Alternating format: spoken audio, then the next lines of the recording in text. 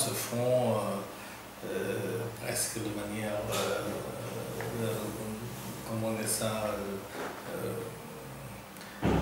quotidienne dans certaines familles, et là c'est très dangereux. Je pense que les gens ne réfléchissent plus et tout est là pour entraîner les gens à consommer de plus en plus. Il y a le principe de la distribution, ça permet aux gens de penser aussi, de réfléchir, de faire des choix, d'être mieux cadrés, je pense, dans le système d'achat.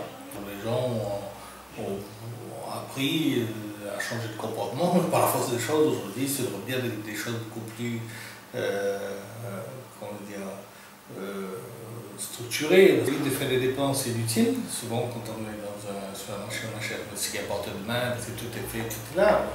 Et surtout, je pense que le fait de venir avec quelque chose de plus rythmé et cadré dans le temps, ça amène les familles aussi à réfléchir. Mais pour moi, c'est clair.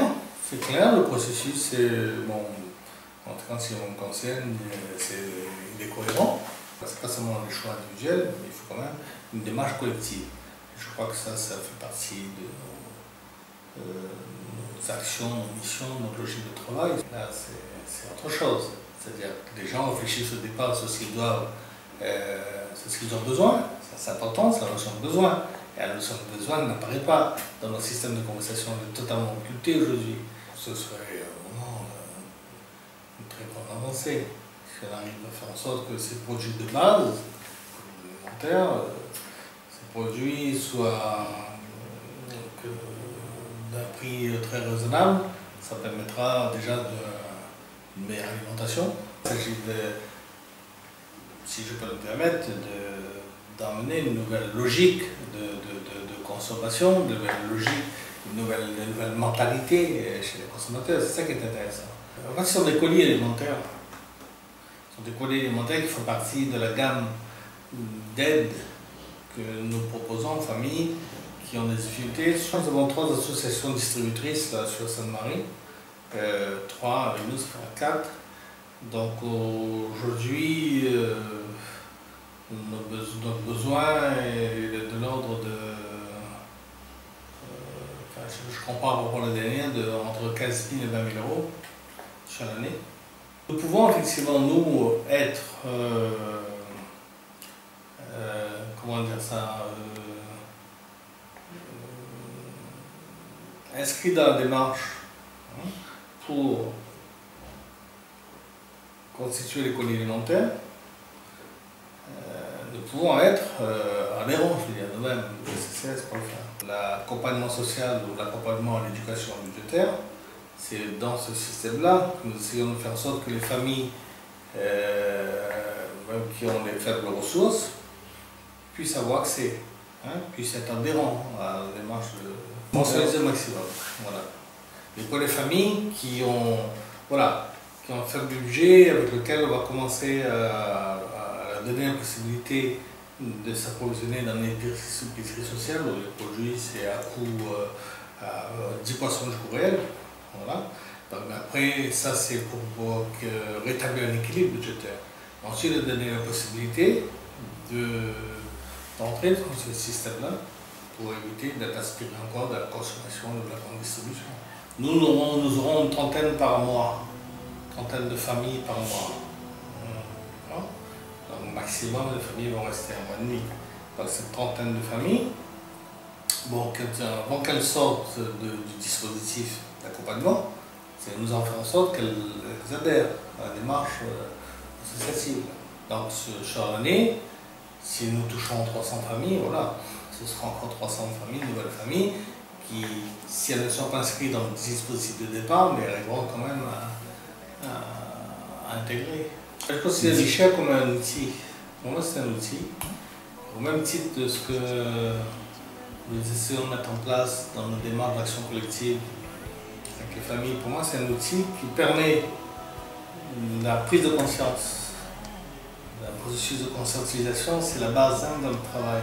L'éducation populaire, c'est ça notre principe de base. Cette éducation passe par la prise de conscience et la mobilisation.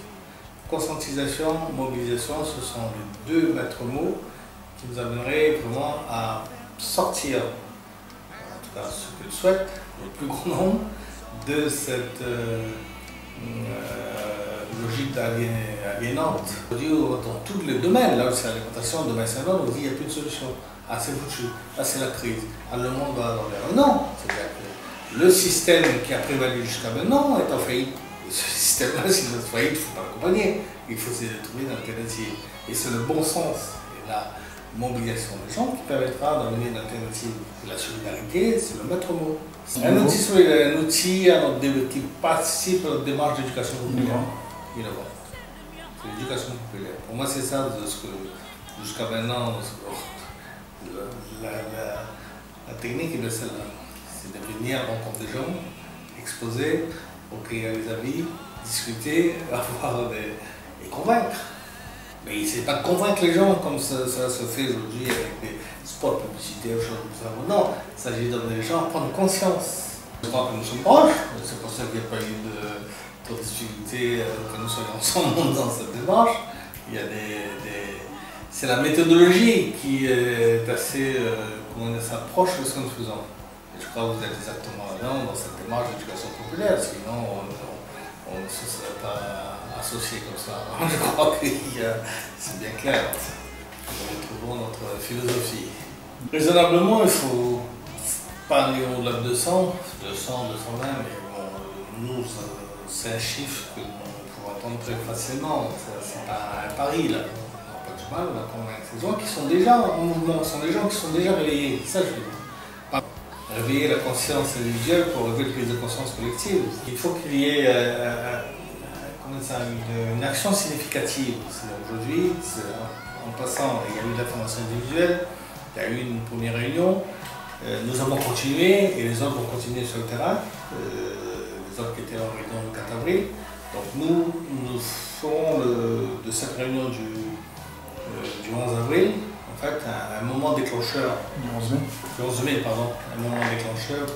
C'est vrai que les choses vont assez vite. Il ne faut pas se tromper aussi sur le temps de la compréhension, le temps que les gens comprennent, qu'ils adhèrent. Il ne faut pas chercher à aller trop vite.